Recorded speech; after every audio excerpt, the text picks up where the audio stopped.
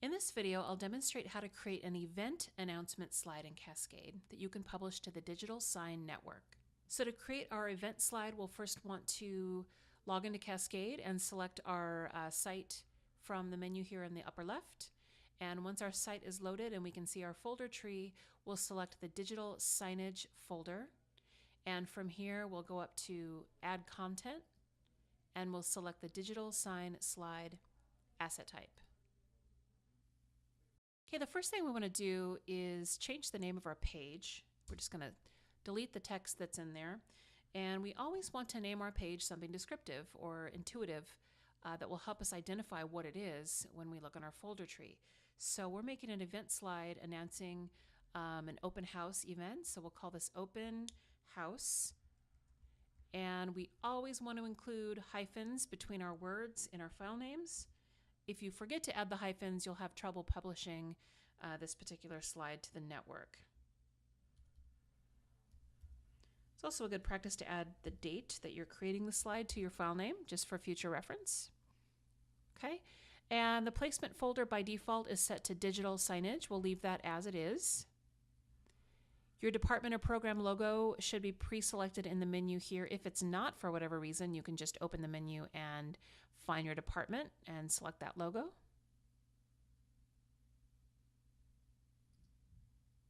Now in this video, we'll be talking about the event announcement type, so we'll select event here. Now we have the option to display our text on the right-hand side, which will show our image on the left. The alternative would be to set our text image on the left-hand side, which will display our photo on the right. So for this exercise, we're going to select right text alignment.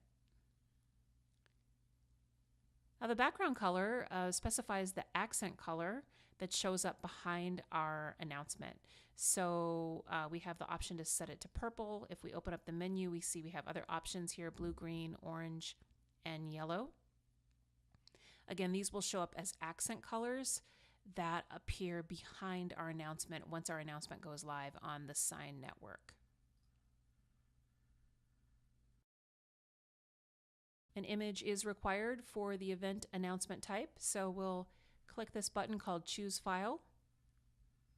We do have the option to browse our folder tree to pull an image out of our images folder.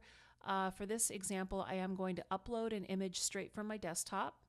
So we'll hit Upload, then we'll select Choose. And I have an image prepared here already. Go ahead and select that one. Now this part's really important. We do have to select a placement folder down here, and we're just telling Cascade where to place the image we just grabbed from our computer desktop. So we're going to look at our folder tree here. I know I want to put it inside the images folder. I'm going to click the word images, and that will bring up my subfolders within the images folder. So I'm going to place this image inside the digital sign slide subfolder. So we'll select that. Okay, our placement folder is set. We'll hit choose.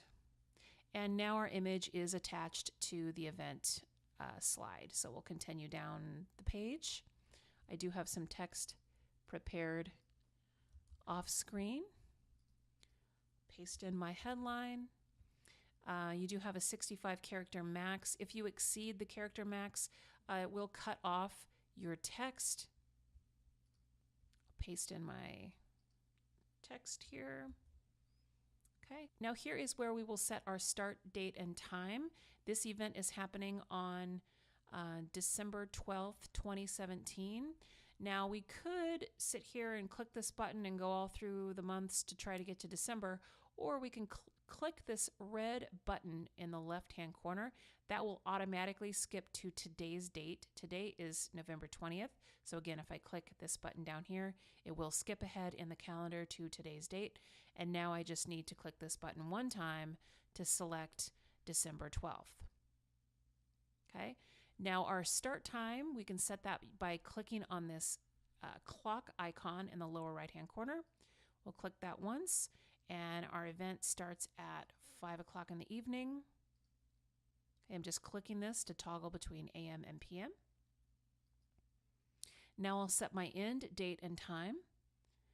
My event is also ending on December 12th. So again, I'm going to jump ahead in time by clicking this red icon, which jumps ahead to today's date. And now I will go ahead and go ahead 1 month to December and select December 12th. And this particular event is 2 hours long, so my end time will be 7 o'clock p.m.